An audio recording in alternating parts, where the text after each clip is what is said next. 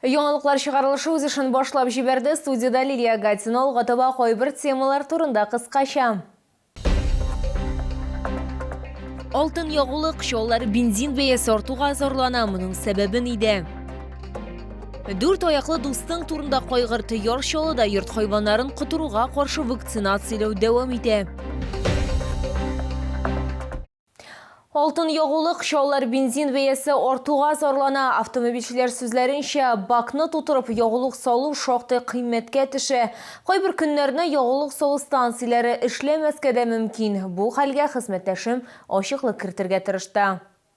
Ягулыкка бәяләр сизерлек артты. Хаклар күтәрелү күпләр өчен күңелле яңалык түгел. Бензин элек тә кыйммәт иде, ә хәзер 92-ле бензин белән банкны тутыру бәясе 2700 сумнан да артып китә ди машина йөртүчеләр. Цены космос, нереально. Ну, конечно, я вот еще в такси работаю, это ощущается сильно.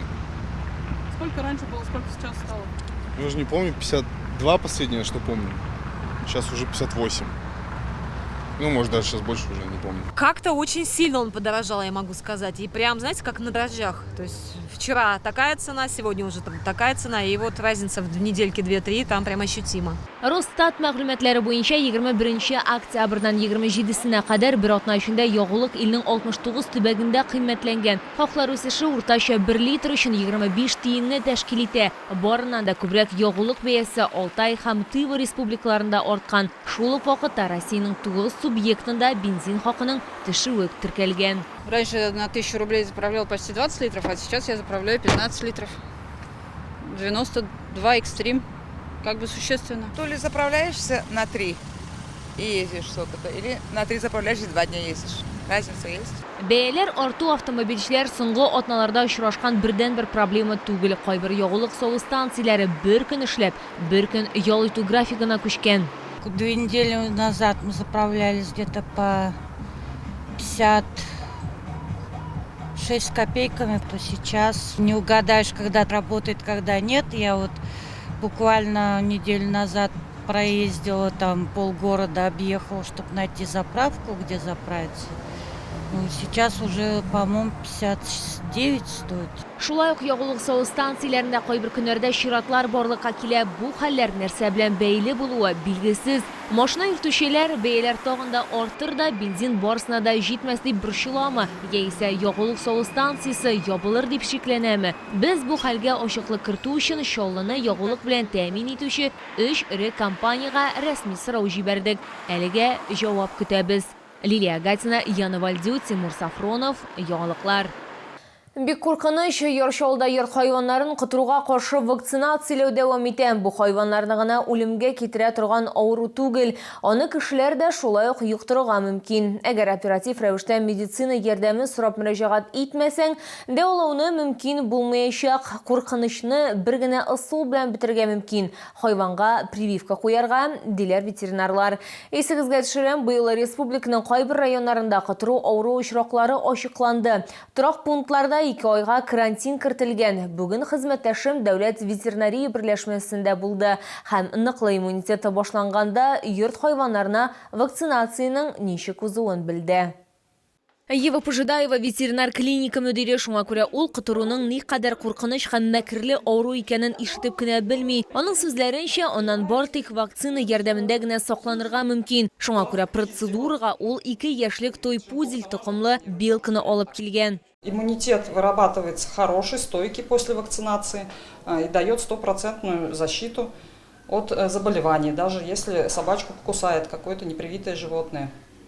Иммунитет вырабатывается после двухкратной вакцинации у маленького щенка и через 21 день после второй прививки. Ветеринарлар киңәш итә, котырудан иң яхшы саклану чарасы хайваннарны вакцинацияләү. Моны күпләр аңлый, шуңа күрә аларны даими рәвештә прививка ясатырга алып киләләр. Шул рәвешле яраткан хайваннарын гына коткарып калмыйлар, үзләре дә куркынычсызлыкта булачаклар. Елдагын ясыйбыз, ширләмәсеннәр. Нидән ул прививкалар ясамасак үләргә мөмкин. Күп бит инде ширләр кешегә ташланып нитсәләр инде, тешләсәләр дип кирәктер. ушалар ясыйбыз. Кытыруга кошу вакцинация күн сайын үткәрелә, шимбә һәм якшәмбе көннәрендә прививкаларны бушлай ясыйлар. Лилия Гатина, Эльмира Гайнетдинова, Тимур Сафронов, яңалыклар.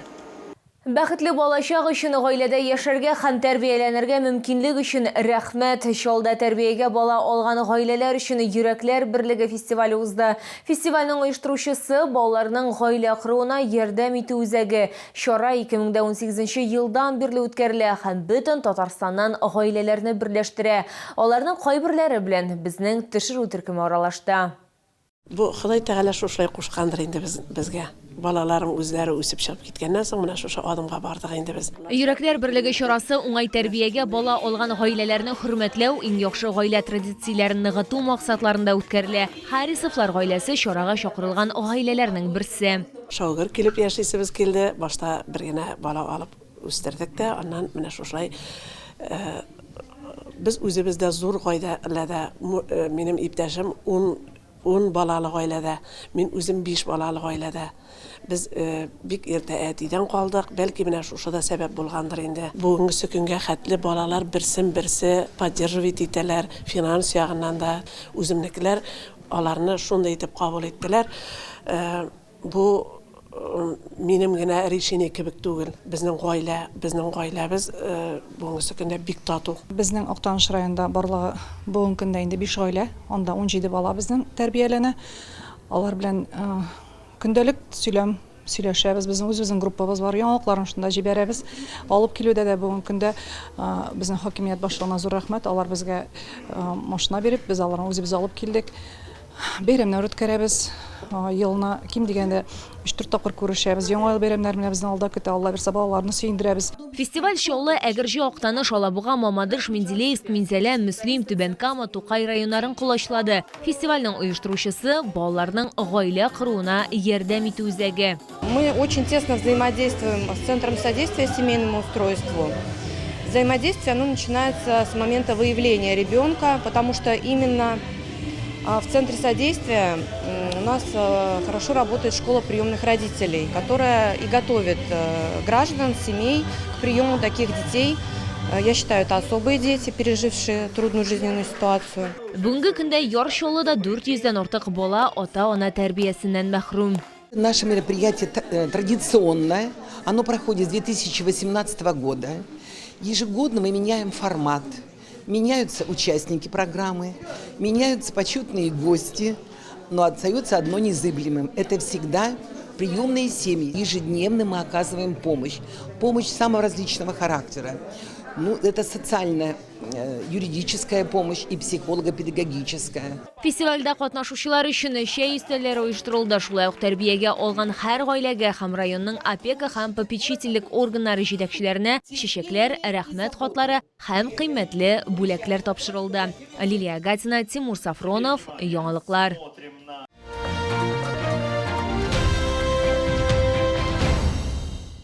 Шолда урология һәм андрология өлкәсендә экстракорпораль берилмә дулкынлы технологияләр кулланылып дәвалауның алдынгы нәтиҗәләре дигән брифинг үтте. Аның максаты Медхан клиникасы эшендә ирешкән нәтиҗәләрне хезмәттәшләр белән уртаклашу.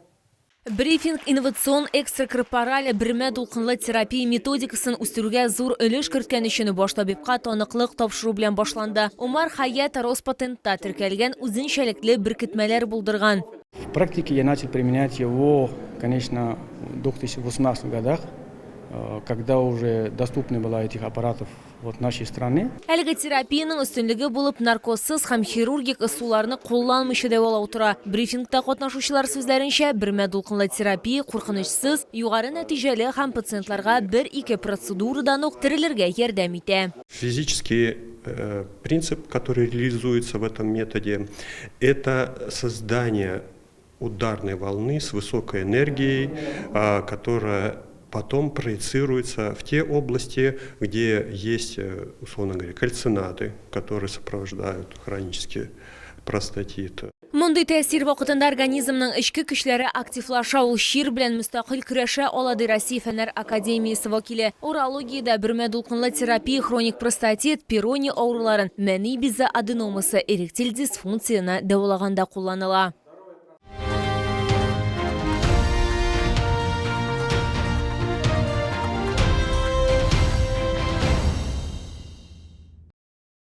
Бу сезгә җиткерәсе соңгы мәгълүматыбыз иде. Мин Лилия Гатина, сезнең белән сау булашам. Исән имин булыгыз.